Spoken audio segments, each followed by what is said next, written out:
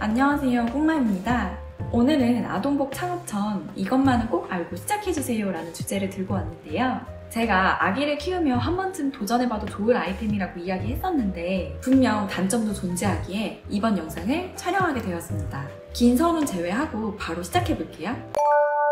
아동복 판매 시 주의해야 할 점 첫 번째는 잦은 리오더와 긴 리오더 기간입니다. 이 리오더 기간은 최대 한 달 정도 소요되는 경우도 있는데요. 거래처마다 리오더의 기간이 다르지만 특히 겨울의 경우 최대 한 달 정도 소요된 적도 있었습니다. 결국 계절이 지난 다음에 옷이 나와서 주문이 취소된 적도 있었는데요. 옷에 디자인 디테일이 많거나 겨울옷 패딩 같은 경우는 특히나 이 리오더 기간이 굉장히 긴 편이에요.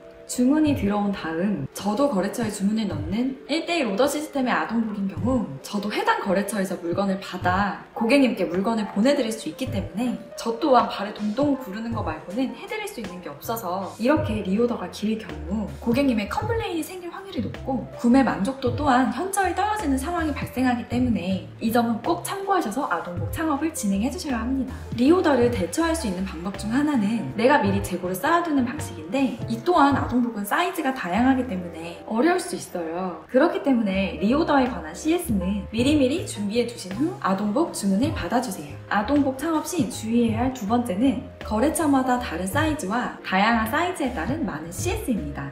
보통 아이를 키우다 보면 아동복의 사이즈가 스몰, 미디움, 라지, 엑스라지 등으로 나뉘어 있는 걸 알고 계실 텐데요. 이는 크게 나뉘어져 있을 뿐 거래처마다 품, 기장 등의 사이즈가 다 달라요. 쉽게 말해 같은 스몰 사이즈라고 해도 이 거래처에서는 두돌 아이에게 딱 맞는 사이즈이지만 다른 거래처의 스몰 사이즈는 두돌 아이에게 작거나 큰 사이즈입니다. 그렇기 때문에 내가 그 해당 거래처마다 사이즈가 어떤지 정확히 파악을 한 후 판매를 진행해 주셔야 해요. 또 어느 거래처는 돌 이하 사이즈만 나오는 거래처도 있고 또 다른 곳은 두 돌 이상의 옷만 판매하는 거래처도 있습니다. 그래도 각 거래처마다 맞는 사이즈표는 다 나와 있으니 그것에 맞춰주시면 됩니다. 또 사이즈가 다양하고 거래처마다 사이즈가 다르다 보니 그에 대한 CS가 많다입니다.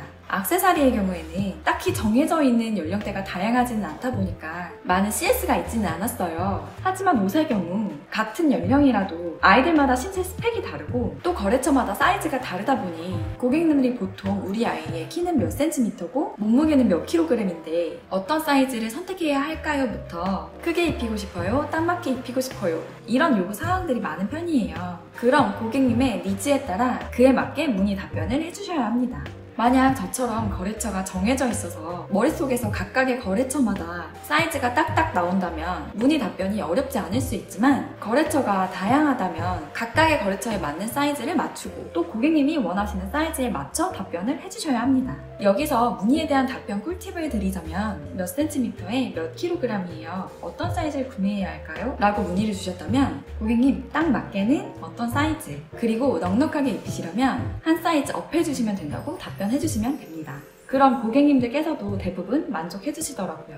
아동복 창업 시 주의해야 할 점 세 번째는 빠른 회전율입니다. 이는 모든 의류 카테고리에서는 해당이 되는 내용이겠지만 특히나 아동복은 이 회전율이 굉장히 빠른 편이니 꼭 유의해주세요. 보통 봄옷은 설이 지난 직후에 나오고 여름옷은 봄 시작시, 가을옷은 여름 시작쯤, 겨울옷은 추석이 지난 직후에 나오게 됩니다. 그리고 해당 계절이 시작되면 이미 품절과 세일이 시작되는데요. 이에 따라 최대한 빠르게 준비해 주시는 게 많은 판매량으로 이끌 수 있고 주문이 들어왔을 때 품절되는 상황을 막을 수 있겠죠. 조금만 늦어져도 주문이 들어와서 내가 거래처에 주문을 넣는 순간 품절이라는 답변을 받게 되더라고요. 이 점도 꼭 유의하셔서 아동복을 빠르게 소싱해주시고 빠르게 판매해주세요. 아동복 판매 시 주의해야 할 점 네 번째는 바로 케이스 인증입니다. 이 부분은 매우 민감한 부분이고 또 질문도 많이 남겨주신 부분이라 꼭 말씀을 드려야겠다 생각을 했었는데요. 만 14세 미만 아이들이 사용하는 제품은 케이스 인증이 필요합니다. 그래서 저는 케이스 인증을 받은 상품을 판매했었고 그렇기 때문에 그에 따른 아무런 문제도 발생되진 않았어요. 다양한 거래처 중 저는 케이스 인증이 있는 거래처에서 소싱을 했었고요. 제가 직접 케이스 인증을 받을 필요는 없었습니다. 거래처에서 케이스 인증번호를 친절히 다 알려주셔서 그대로 네이버 스마트 스토어에 인증번호를 입력하여 판매를 진행했습니다. 이 부분은 거래처에 직접 문의해보시거나 케이스 인증에 관한 내용은 1381 또는 카카오톡 오픈 채팅방 케이스 인증나라라는 곳에서 문의해보셔도 좋을 것 같습니다. 아동복 판매 시 주의해야 할 점 5번째는 제일 중요한 마진율입니다.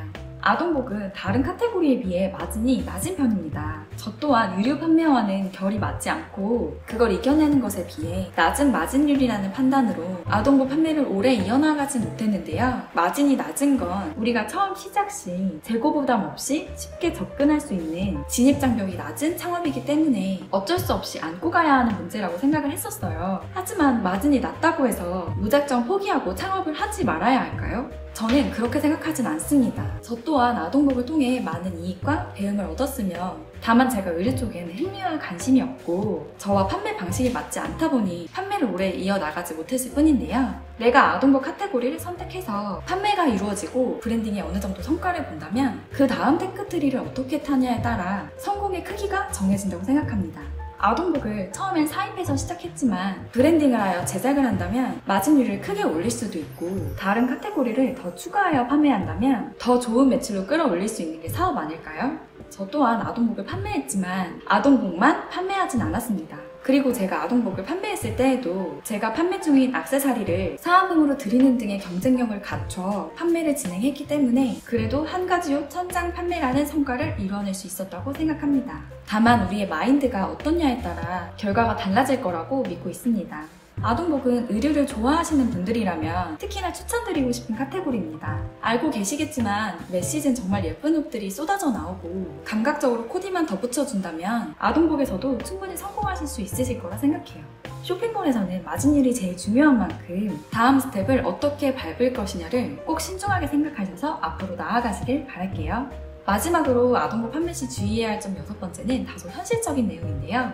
우리 아이에 관한 내용이에요. 보통 아동복 창업을 해야겠다라고 생각을 하시면 아무래도 아기 엄마들이 많기 때문에 내 아이를 모델로 생각하시는 분들이 많으실 텐데요. 우리 아이가 만약 모델이 체질에 맞아서 이 포즈 저 포즈 다 신나게 해주고 이 옷 저 옷 신나서 입어준다면 정말 좋겠지만 그게 적성에 맞지 않을 경우 나도 아이도 힘들어질 수 있다는 점이에요. 이건 바로 저의 이야기인데요. 저희 아이의 경우 모델이 적성에 맞지 않아서 모델 해주는 것을 굉장히 힘들어했어요. 아동복 특성상 많은 옷을 세탁하지도 못한 채 먼지도 많은 옷을 막 갈아입혀야 하는데요. 그걸 즐거워해주면 정말 좋겠지만 저희 아이는 귀찮아하고 힘들어하더라고요. 그럼 뭘 보여주거나 뭘 먹여주거나 하면서 촬영을 해야 하는데 4살, 5살 된 아이를 데리고 일을 한다는 게 정말 쉬운 일은 아니었습니다. 특히나 어렵게 촬영을 진행했는데 원하는 결과물이 나오지 않았을 때도 정말 속상한데요. 이런 상황도 꼭 대비하시고 내 아이가 어떤 성향인지 한 번쯤 꼭 살펴보시길 바랄게요. 오늘은 이렇게 아동복 창업하기 전 꼭 알아야 할 점에 대해서 이야기해보았는데요. 아동복 창업을 생각하시는 분들께 조금이나마 도움이 되었으면 좋겠습니다. 아동복뿐 아니라 온라인 창업은 단점보단 장점이 더 많은데요. 오늘은 아동복 창업에 대한 단점을 이야기해보았다면 다음 영상은 아동복 창업에 대한 장점도 이야기해보겠습니다. 오늘도 긴 영상 봐주셔서 감사합니다. 안녕.